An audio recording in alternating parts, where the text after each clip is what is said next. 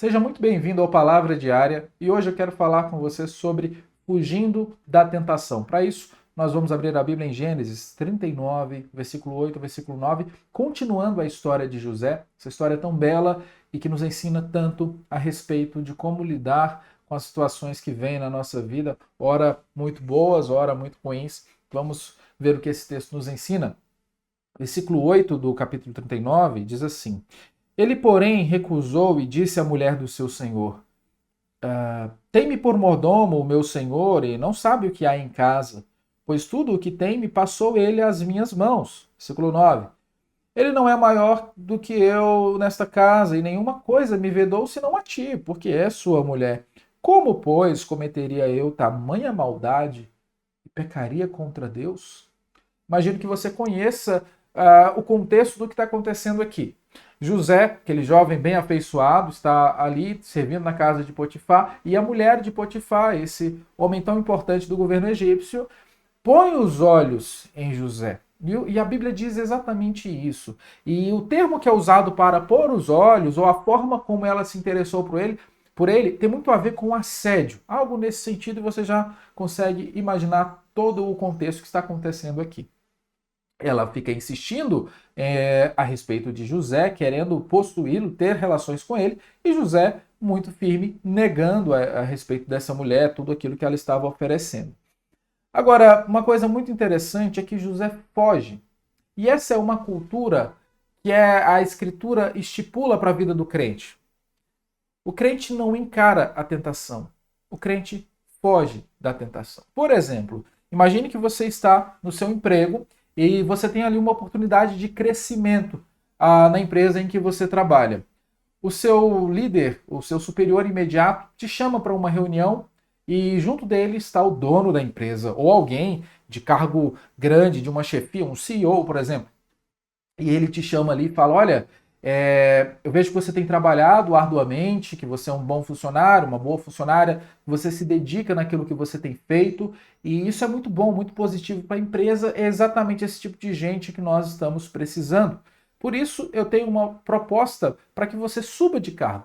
Você vai agora fazer um papel mais de gerente, e o seu salário vai dobrar. Claro, você vai ter mais responsabilidades, mas você vai ter muitos benefícios. Vamos aumentar teu vale alimentação, teu vale refeição, te dar um plano de saúde melhor. O seu salário vai ficar muito bom e você vai ter outros benefícios, algumas participações de lucro, enfim, essa proposta maravilhosa que eu estou dizendo aqui. Mas você vai ter que fazer uma coisa. Algumas coisas vão acontecer ou vão chegar perto de você ou perto do seu setor e você vai ter que fingir que não viu. Só isso, nada demais. O que você me diz dessa proposta? Imediatamente você pensa, como crente que você deve ser assistindo esse vídeo, que deve se recusar. A grande questão é que uma pessoa que recebe uma proposta dessa já sabe demais. E ao recusar, ela não somente tem esse progresso impedido, ou seja, ela não poderá subir de cargo, como ela já está comprometida no setor em que ela está, porque ela ouve muito, ela sabe muito, e ela é uma ponta solta, ou seja, é bem provável que essa pessoa seja demitida. E se fosse você, qual seria a sua escolha? Nós sabemos qual é a escolha a se fazer e o caminho a ser tomado. José entendeu isso e agiu da maneira adequada.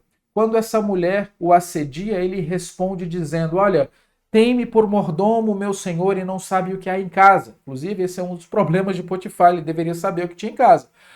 Pois tudo o que tem me passou ele às minhas mãos. Ele não é maior do que eu nesta casa, e nenhuma coisa me vedou senão a ti, porque és sua mulher. E aqui vem um ponto muito importante para nós. Como, pois, cometeria eu tamanha maldade? Primeira coisa, José demonstra aqui, não em nível de importância, evidentemente, mas ele demonstra sua preocupação com a sua hombridade e com a sua honestidade para com o seu patrão. Coisas que poucas pessoas hoje estão preocupadas.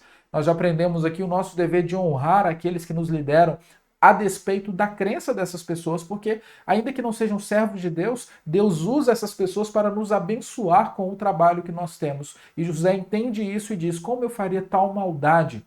Mas, acima de tudo, a preocupação de José não era tão somente uma maldade cometida contra um homem, mas um pecado cometido contra Deus. E o versículo continua dizendo: pecaria contra Deus.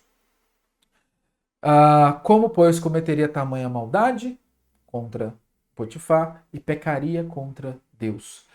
Essa concepção que José tem a respeito da maldade contra Potifar passa necessariamente pelo seu conhecimento a respeito de pecado contra Deus. Isso nos mostra uma importância muito grande na forma como nós lidamos com os nossos relacionamentos.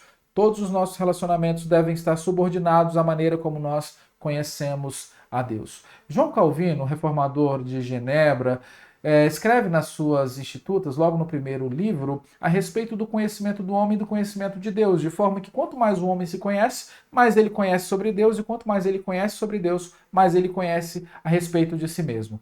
O que eu quero dizer com isso é que quanto mais nós conhecemos sobre Deus, mais nós sabemos da nossa miserabilidade e também da miserabilidade das pessoas ao nosso redor, e por isso nós conseguimos lidar melhor nos nossos relacionamentos. Quer ter bons relacionamentos? Conheça mais a Deus. Mas o ponto principal aqui é: conhecer a Deus nos leva a saber como agir diante das situações difíceis. Então não pense que você será forte o suficiente para resistir às tentações se você não conhece a palavra de Deus, se você não tem uma vida de devocional, se você não lê a Escritura, não ora, não aprende sobre o Deus que te livra da tentação. Por isso que o crente foge da tentação, justamente porque sabe da sua miserabilidade, da sua condição pecaminosa e de como é suscetível a cair, e por essa razão precisa refugiar-se em Deus.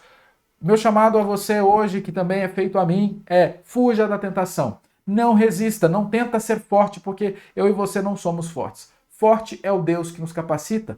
Por essa razão nós devemos fugir, certos de que Ele é quem nos garante a vitória, e é dessa maneira que o crente deve lidar. Fuja da tentação, sabendo de que você pode cometer maldade tanto contra os outros, mas principalmente uma maldade, um pecado contra o Senhor. Por isso, assim como fez José, fuja da tentação.